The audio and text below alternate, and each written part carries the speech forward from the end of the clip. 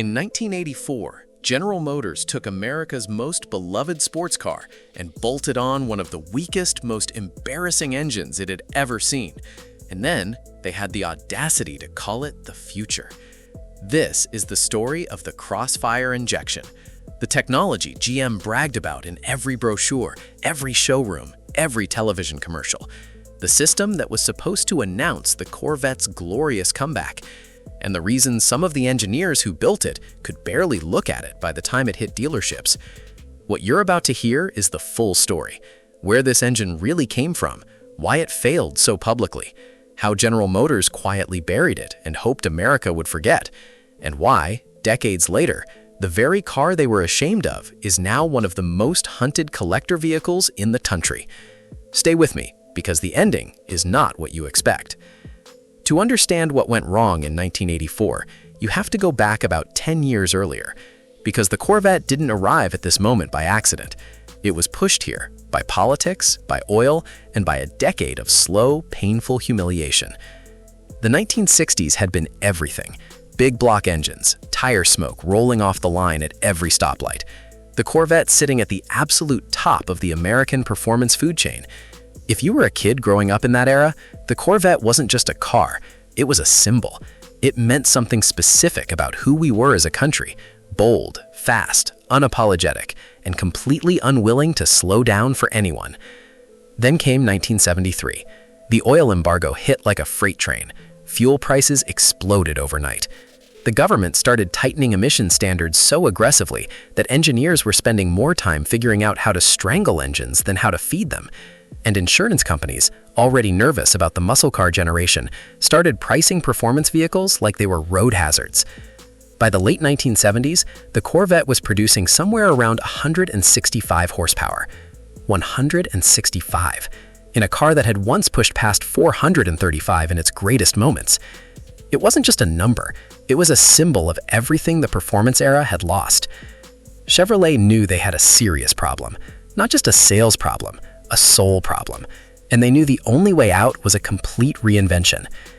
The fourth-generation Corvette, what enthusiasts would come to call the C4, was supposed to be exactly that, a total rebirth. New body, new suspension, new interior, new everything.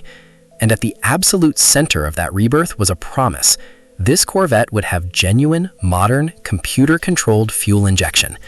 No more carburetors, no more old technology trying to survive in a new era. The 1984 Corvette was going to be the most technologically advanced production Corvette ever built. That was the promise. That was the headline. That was what Chevrolet told every dealer, every journalist, and every potential buyer who walked through the door.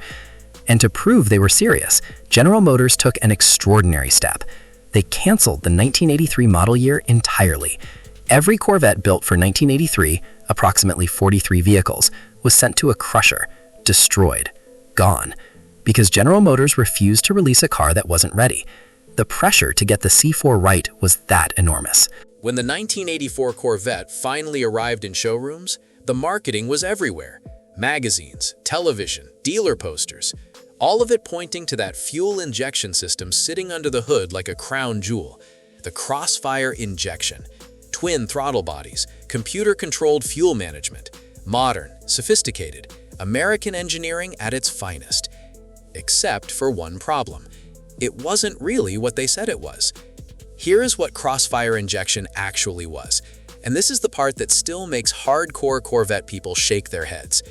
Real fuel injection, the kind that earns the name, delivers fuel directly to each individual cylinder through dedicated injectors. Precise, efficient, powerful. What Crossfire injection did was place two throttle bodies on top of the intake manifold in a crossed configuration. Each throttle body fed the opposite bank of cylinders. It was electronically controlled, yes, but mechanically, it functioned much closer to a pair of carburetors than to genuine fuel injection. It looked impressive on a show floor. It looked futuristic in a photograph. But out on the road, the truth came out fast. The 5.7-liter V8 behind that Crossfire system produced 205 horsepower. That's what you got in America's sports car in 1984. 205. A well-optioned Camaro Z28 was right there with it. A Pontiac Trans Am could trade punches all day long. And from Europe, The imports were watching and laughing quietly. The problems didn't stop at power output either. Early owners started reporting rough idle, hesitation when you push the throttle hard, inconsistent behavior that made the car feel unreliable in ways a Corvette simply should not feel. The computer managing the system was operating at the edge of what 1984 technology could handle, and it showed every single day. Mechanics who had worked on Corvettes for 20 years were stumped, not because the system was complicated, but because it couldn't decide what it wanted to be. Carbureted behavior wrapped in injection clothing. Car and Driver wrote about it. Road and Track wrote about it. Every major automotive publication in America noticed the gap between what was promised and what was delivered. The 1984 Corvette was genuinely beautiful. The new body was a masterpiece. The chassis was a massive improvement. But the engine, the one thing that defines a sports car more than anything else, was the weak link that everyone could see. Now here is what made all of this hit differently, harder, more personally. The men who were finally buying Corvettes in 1984, the ones who had the careers and the savings accounts to walk into a dealership and actually write the check, these were the same men who had grown up in the golden era. They remembered 1967. They remembered 1969. They had posters of Corvettes on their bedroom walls when they were teenagers. The Corvette wasn't a purchase for them. It was a promise they had been making to themselves for 20 years. And what they drove home was a 205 horsepower car with an engine that stumbled at idle. That kind of disappointment is not just mechanical, it's personal. It lands somewhere deep. Because you weren't just buying a car, you were buying back a piece of who you thought you were going to be. And the crossfire injection made that feel hollow in a way that pure horsepower numbers alone can't fully explain. General Motors figured out fairly quickly that they had a problem on their hands. They didn't need years of sales data or focus groups. The feedback from dealers, from press drives, from actual owners, it was consistent and it was clear. By 1985, the crossfire injection was gone, completely removed from production. In its place came the tuned port injection system, a genuine, properly engineered multi-point fuel injection setup that pushed output to 230 horsepower at launch and climbed steadily from there. Smoother power delivery, better throttle response, real fuel injection doing what real fuel injection is supposed to do. The tuned port Corvette was what the C4 was always supposed to be, and the market responded immediately. Critics responded, buyers responded. The Corvette started rebuilding the reputation that the Crossfire year had dented. General Motors made no grand announcement about retiring the Crossfire system.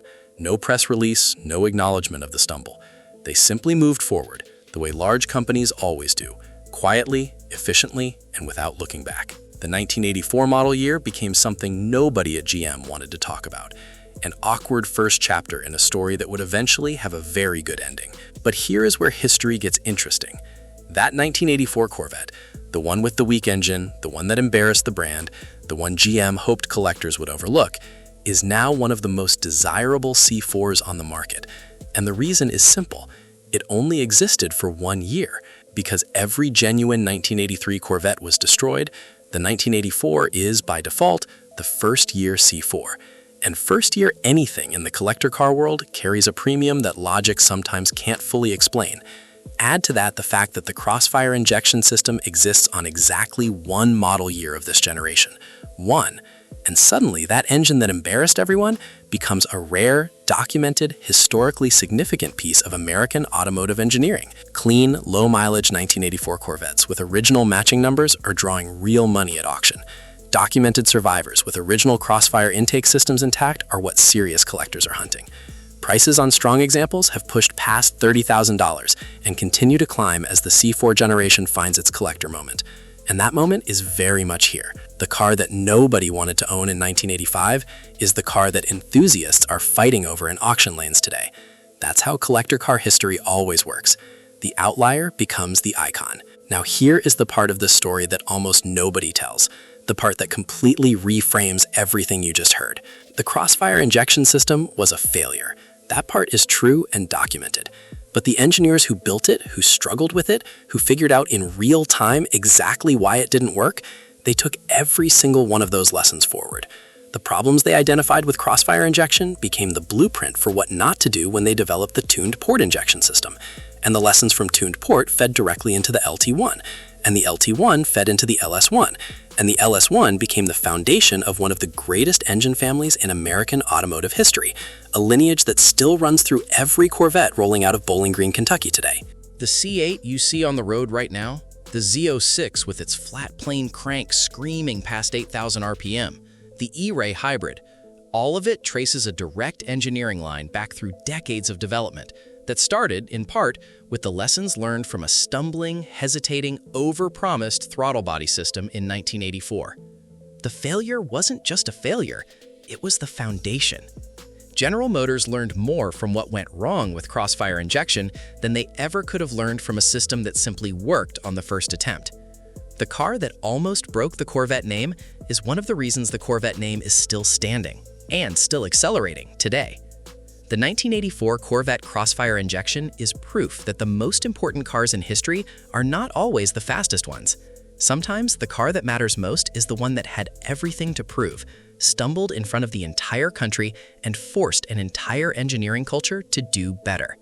If you grew up in this era, if you remember seeing that 1984 Corvette sitting in a showroom window and feeling something about it, drop that memory in the comments. I want to hear it. Every single one of those stories matters to this community. And if you want more deep dives like this one, the complicated stories, the cars with the messy histories, the moments in American automotive culture that don't always end the way the brochure promised, subscribe, hit the notification bell, because there is so much more of this history left to tell, and we are just getting started.